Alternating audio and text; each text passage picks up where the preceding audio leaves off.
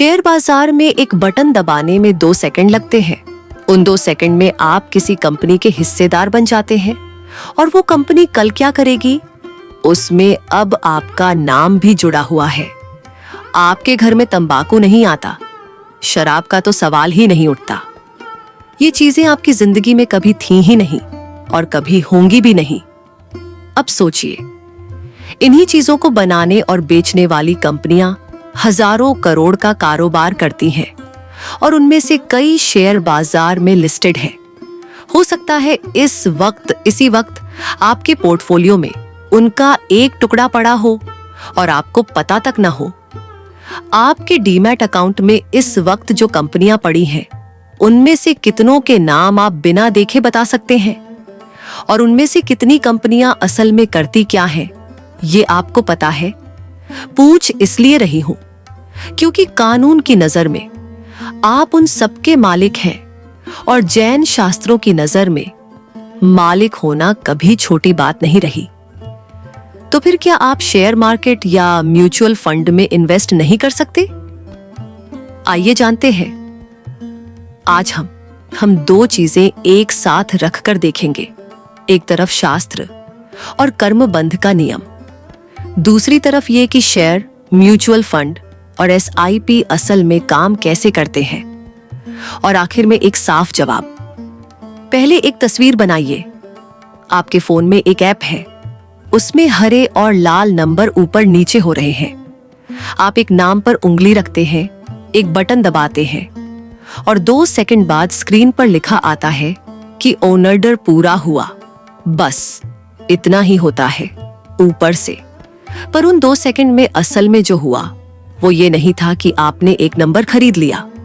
और यही वो जगह है जहां से इस पूरे वीडियो की बात शुरू होती है।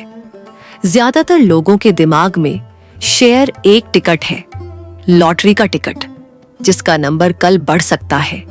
पर कानून की नजर में शेयर टिकट नहीं है, शेयर मिल्कियत है। इसे ऐसे समझिए, मान लीजिए मोहल्ले में एक दुकान है और उसे खोलने में 10 लाख रुपए लगे। अब मान लीजिए उस दुकान की पूरी मिल्कियत को 1 लाख बराबर टुकड़ों में बांट दिया गया। हर टुकड़े की कीमत 10 रुपए। आपने उसमें से 100 टुकड़े खरीद लिए। अब वो दुकान आपकी भी है। छोटी सी हिस्सेदारी सही, पर है। दुकान अगर मुनाफा कमाएगी तो उसका एक हिस्सा आपको मिलेगा।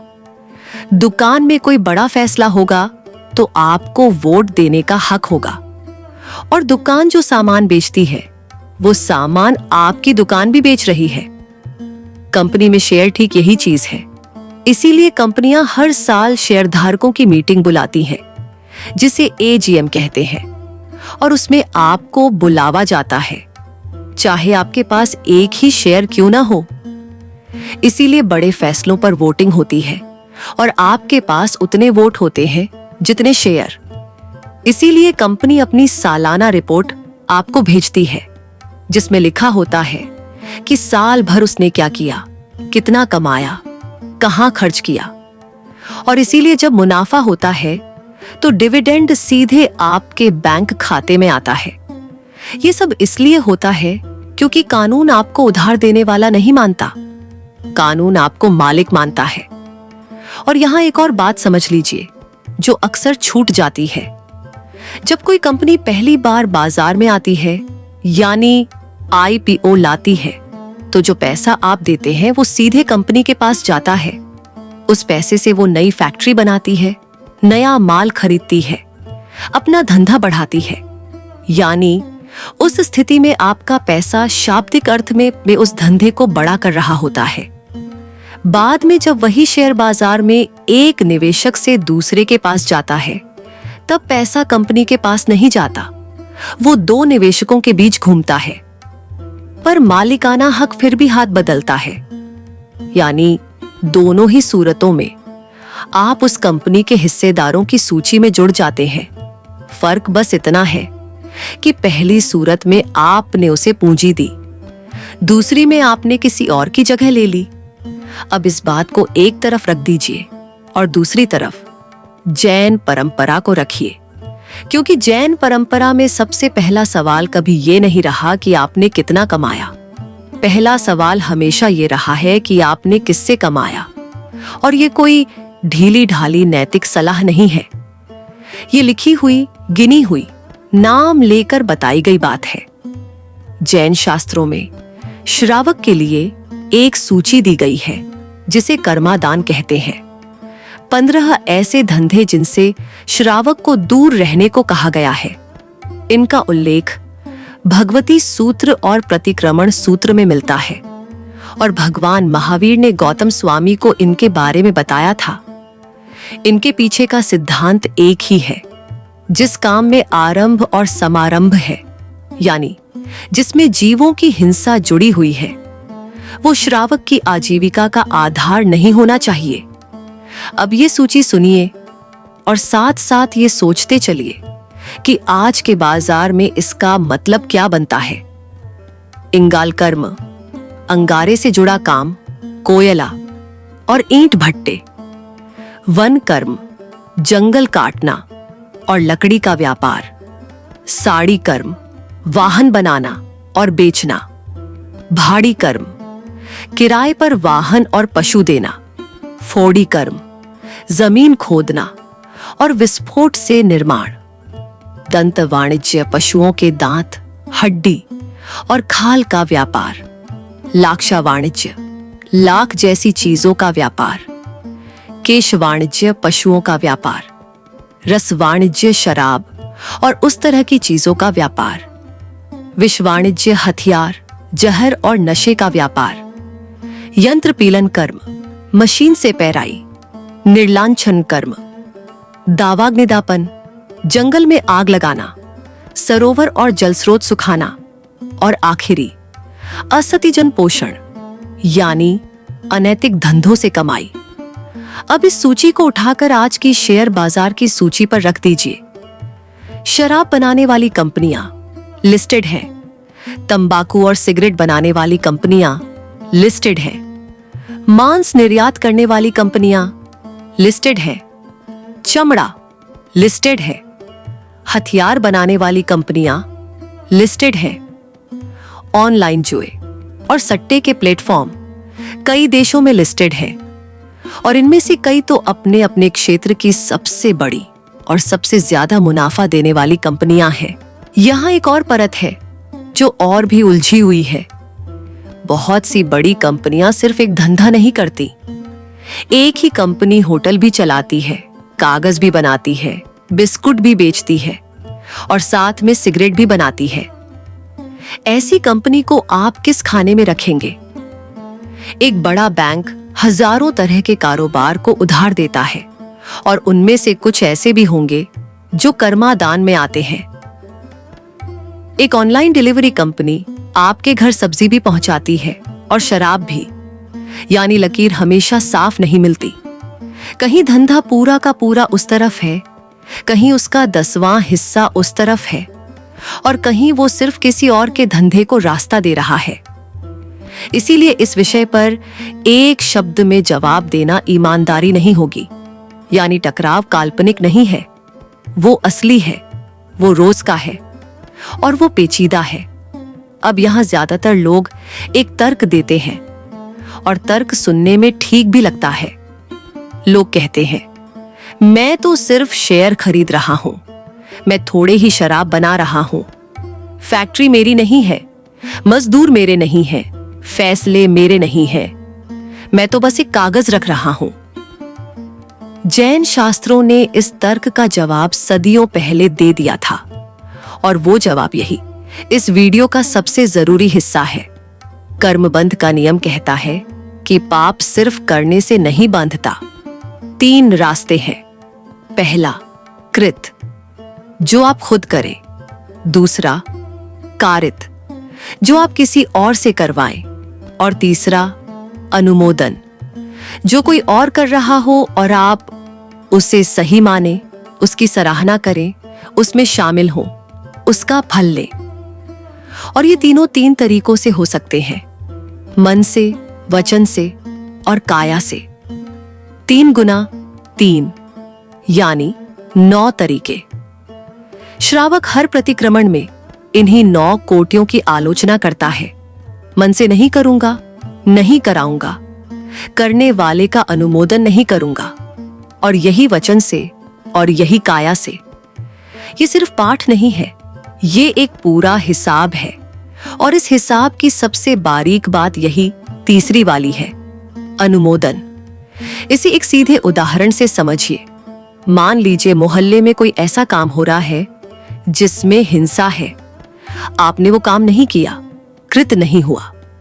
आपने किसी को करने को नहीं कहा, कारित नहीं हुआ, पर आप वहां खड़े होकर ताली बजा रहे हैं, या आप उस काम से होने वाली कमाई में हिस्सा ले रहे हैं। शास्त्र कहते हैं कि अब आप उससे बाहर नहीं हैं, क्योंकि आपने अपने भीतर उस काम को स्वीकृति दे दी है। और यही वजह है कि जैन परंपरा में सिर्फ हाथ देखना काफी नहीं माना गया, मन भी देखा जाता है। अब सीधे शेयर को इस पैमाने पर रखिए।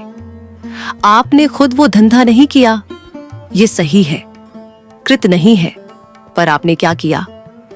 आपने उस कंपनी का नाम खुद टाइप किया। आपने खुद तय किया कि इसमें पैसा जाएगा। आपने अपनी पूंजी उस धंधे को दे दी, और उस पूंजी से वो धंधा चलता है, और उसके मुनाफे का हिस्सा आप लेते हैं। यहां कारित भी है और अनुमोदन भी। इसीलिए जैन समाज में बहुत सारे लोग बिना किसी शोर के दशकों से शराब, तंबाकू और मांस से जुड़ी कंपनियों के शेयर नहीं खरीदते। ये कोई नया चलन नहीं है, ये चुपचाप चली आ रही परंपरा है, और उसकी वजह बिल्कुल साफ है। जब आप सीधे शेयर खरीदते हैं तो चुनाव आपका है, इसलिए जिम्मेदारी भी आपकी है। यहां कोई बहस नहीं है, और अच्छी बात यह है कि यहां जांच करना मुश्किल भी नहीं है। किसी भी कंपनी की सालाना रिपोर्ट सार्वजनिक होती है, और उसके शुरुआती पन्नों में ही लिखा होता है कि वो कंपनी किन किन कारोबारों में है और किस कारोबार से उसे कितनी आमदनी होती है। 10 मिनट में साफ हो जाता है कि उसका असली धंधा क्या है। दिक्कत जानकारी की कमी की नहीं है, दिक्कत यह है कि ज्यादातर लोग सिर्फ चार्ट देखकर बटन दबा देते हैं, और ये पूछते ही नहीं कि ये कंपनी बनाती क्या है।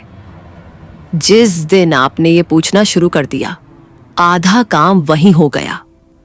और इसमें कुछ अजीब नहीं है। जिस समाज में लोग खाने से पहले पूछते हैं कि इसमें क्या पड़ा है, उसी समाज के लिए ये पूछना बिल्कुल स्वाभाविक है कि इस कंपनी में क्या पड़ा है। पर अब असली सवाल आता है, और यही सवाल सबसे ज्यादा पूछा जाता है। म्यूचुअल फंड का क्या? SIP का क्या? क्योंकि आज करोड़ों लोग सीधे शेयर नहीं खरीदते।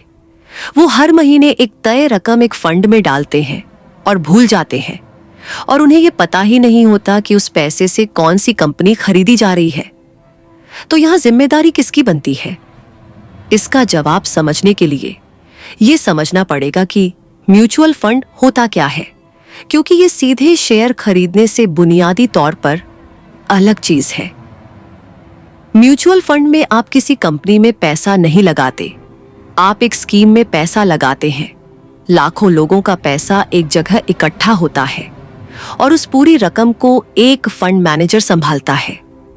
वो एक प्रशिक्षित पेशेवर होता है। वो अपनी रिसर्च के हिसाब से, अपने नियमों के दायरे में रहकर, अपनी समझ से तय करता है कि कौन सी कंपनी खरीदनी है, कितनी खरीदनी है, और कब बेचनी है। और सबसे जरूरी बात, वो ये फैसला लेने से पहले आपसे पूछता नहीं है, पूछ भी नहीं सकता, क्योंकि उस स्कीम में लाखों लोग हैं और सबकी अलग अलग राय होगी। जरा उसके काम को देखिए। वो सुबह अपनी टीम के साथ बैठता है, कंपनियों के नतीजे पढ़ता है, अर्थव्यवस्था के आंकड़े देखता है, और तय करता है कि आज क्या खरीदना है और क्या बेचना है। हो सकता है जो कंपनी उसने पिछले महीने खरीदी थी, वो इस महीने पूरी बेच दे। हो सकता है कोई नई कंपनी जोड़ ले जिसका नाम आपने कभी सुना भी ना हो। हर स्कीम का एक तय दायरा होता है जिसे मैंडेट कहते हैं, और उस दायरे के भीतर वो पूरी तरह स्वतंत्र है। आपको महीने के आखिर में सिर्फ एक नंबर दिखता है, NAV, यानी आपकी यूनिट की कीमत। उस नंबर के पीछे सैकड़ों फैसले होते हैं और उनमें से एक भी आपका नहीं होता। जिस दिन आपने SIP शुरू की, आपने ये तय नहीं किया कि फलांग कंपनी खरीदी जाए। आपने बस इतना तय किया कि आपकी बचत हर महीने अपने आप एक तरफ रख दी जाए और उसे कोई पेशेवर संभाले। असल में आपने कंपनी नहीं चुनी, आपने एक आदत चुनी। अब इसे कर्मबंध के पैमाने पर रखिए। जैन दर्शन में कर्मबंध की गहराई सिर्फ क्रिया से तय नहीं होती, वो भाव से तय होती है, अध्यवसाय से तय होती है। यही वजह है कि एक ही काम करने वाले दो आदमियों को एक जैसा कर्म नहीं बंधता। एक वैद्य किसी की जान बचाने के लिए चीरा लगाता है और एक हमलावर उसी जगह वार करता है।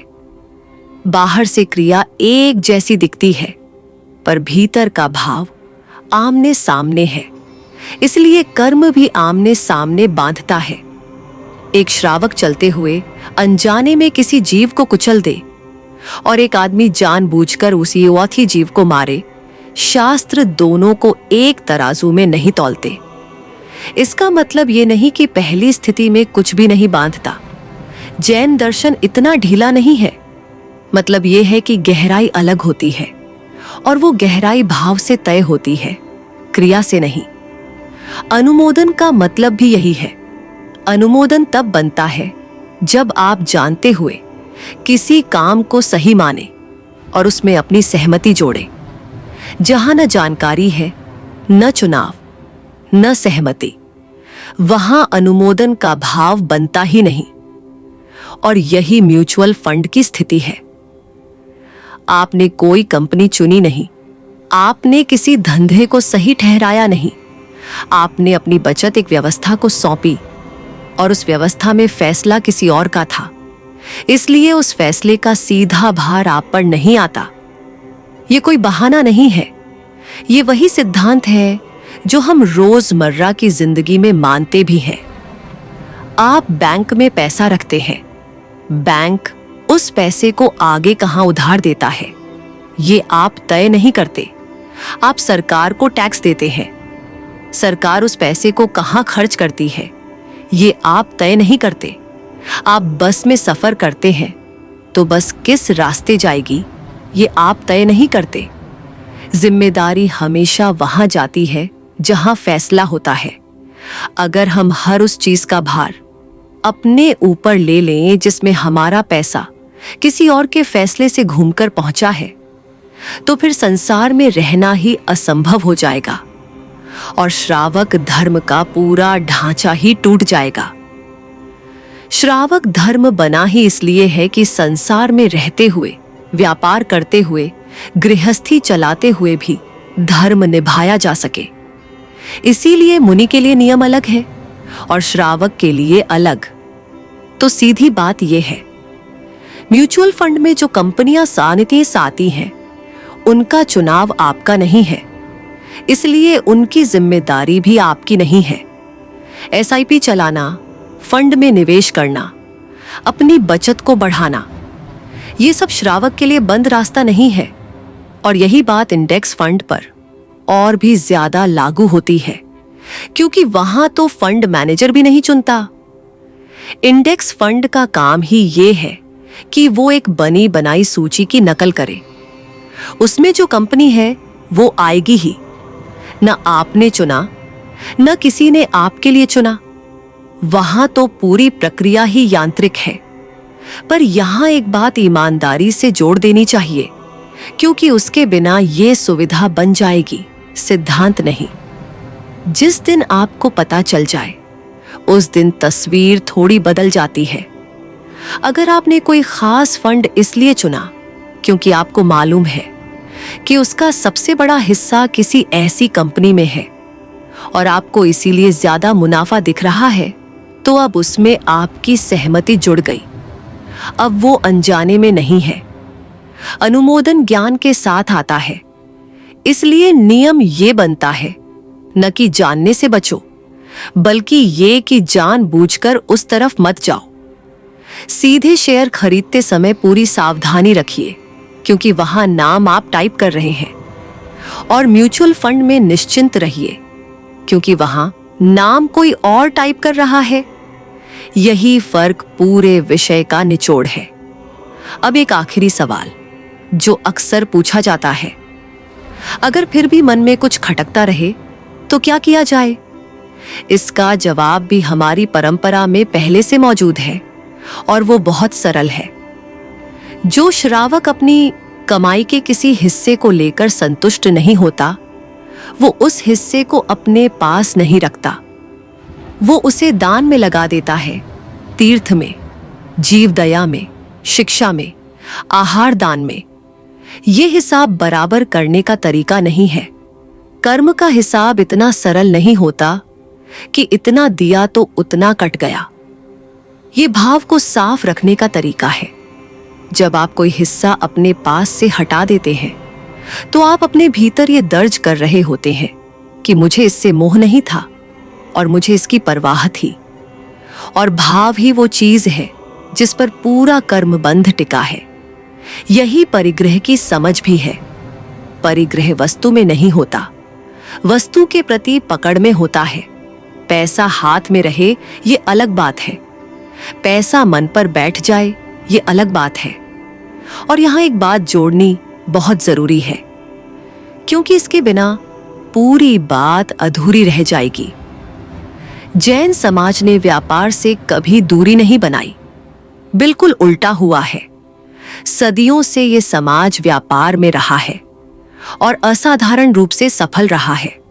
सोचिए, जिस समाज की आबादी देश में 1% से भी कम है, उसी समाज के नाम इतने बड़े व्यापारिक घराने हैं, इतने ट्रस्ट हैं, इतने अस्पताल और पाठशालाएं हैं। ये अपने आप नहीं हुआ, इसके पीछे एक बहुत पुरानी आदत है। जैन व्यापारी बही खाता सिर्फ हिसाब रखने के लिए नहीं लिखता था, वो उसे साफ रखने के लिए लिखता था। दिवाली पर चोपड़ा पूजन का असली अर्थ यही है कि साल भर का लेखा जोखा सामने रखकर नया पन्ना शुरू किया जाए। हिसाब छिपाने के लिए नहीं, दिखाने के लिए। अहमदाबाद के कस्तूर भाई, लाल भाई को देखिए। उन्होंने अरविंद मिल्स खड़ी की, वो पद्म भूषण से सम्मानित हुए। उन्होंने IIM अहमदाबाद की स्थापना में हिस्सा लिया और 50 साल तक वो आनंद जी कल्याण जी ट्रस्ट के अध्यक्ष रहे। वही ट्रस्ट जो शत्रुंजय जैसे तीर्थों की देखभाल करता है। एक तरफ मिले और दूसरी तरफ तीर्थ, और दोनों एक ही आदमी के हाथ में। और उनके बारे में जो बात सबसे ज्यादा लिखी गई, वो उनका मुनाफा नहीं थी, वो उनकी साख थी, उनकी ईमानदारी थी। और उनका ये नियम था कि हिसाब हमेशा हमेशा साफ रहे। आज भी देश की सबसे बड़ी ब्रोकिंग और वेल्थ कंपनियों में से एक की नींव राजस्थान के बाड़मेर जिले के एक छोटे से गांव पादरू से आए एक जैन परिवार के बेटे ने रखी थी, जो आगे चलकर जैन इंटरनेशनल ट्रेड ऑर्गेनाइजेशन की अगुवाई करते हुए यही कहते रहे कि व्यापार जैन सिद्धांतों पर टिका होना चाहिए। यानी ये समाज बाजार से भागा नहीं, इस समाज ने बाजार के भीतर रहकर अपनी सीमाएं खुद खींची। और यही असली जवाब है। जैन धर्म ये नहीं कहता कि पैसा मत कमाओ। जैन धर्म ये कहता है कि जहां चुनाव तुम्हारा है, वहां सोचकर चुनो। परिग्रह परिमाण व्रत में श्रावक अपनी संपत्ति की सीमा खुद लिखता है। कर्मादान में वो अपने धंधे की सीमा तय करता है। दोनों में एक ही बात है कि सीमा बाहर से नहीं आती, सीमा भीतर से खींची जाती है। शेयर बाजार पर भी वही नियम लगता है। बाजार अपने आप में न पाप है न पुण्य। बाजार एक जरिया है, जैसे तराजू एक जरिया है। तराजू से क्या तौला जा रहा है, ये तराजू तय नहीं करता। और एक आखिरी बात जो कहनी जरूरी है, ये विषय ऐसा है जिस पर विद्वानों की व्याख्याएं थोड़ी अलग हो सकती हैं, क्योंकि शास्त्र लिखे जाते समय शेयर बाजार था ही नहीं। शास्त्र सिद्धांत देते हैं और उन सिद्धांतों को आज की परिस्थिति पर लगाना हमारा काम है। इसलिए इस वीडियो को अंतिम फैसला मत मानिए, ये अपने गुरु भगवंत से भी पूछिए। परबासी में आप ये सवाल जानकारी के साथ पूछ पाएंगे और यही इस वीडियो का पूरा मकसद था। हम अक्सर मान लेते हैं कि धर्म और पैसा दो अलग कमरे हैं, सुबह मंदिर, दिन में बाजार। पर जैन परंपरा ने ये दो कमरे कभी बनाए ही नहीं। उसने बस एक सवाल रख दिया जो आज भी वैसा का वैसा खड़ा है। ये जो तुम्हारे पास आ रहा है, ये कहां से आ रहा है? और जहां चुनाव तुम्हारा है, वहां तुमने क्या चुना? अगर आप चाहते हैं कि ऐसे विषयों पर जिन पर आमतौर पर कोई खुलकर बात नहीं करता, हम इसी गहराई से काम करते रहें, तो वीडियो के नीचे दिए गए ज्वाइन बटन से आप इस चैनल के सदस्य बन सकते हैं। आपका ये सहयोग इन विषयों को उन तक पहुंचाता है जो इन सवालों के जवाब सालों से ढूंढ रहे हैं और उन्हें कहीं मिलते नहीं। और नीचे कमेंट में एक बात जरूर बताइए, आपने आज तक कोई शेयर सिर्फ इसलिए नहीं खरीदा क्योंकि वो कंपनी ऐसा कुछ करती थी जो आपको ठीक नहीं लगा? अगर हां, तो वो फैसला लेते वक्त आपके मन में क्या चल रहा था? मुझे लगता है उन जवाबों में अगला वीडियो छिपा हुआ है।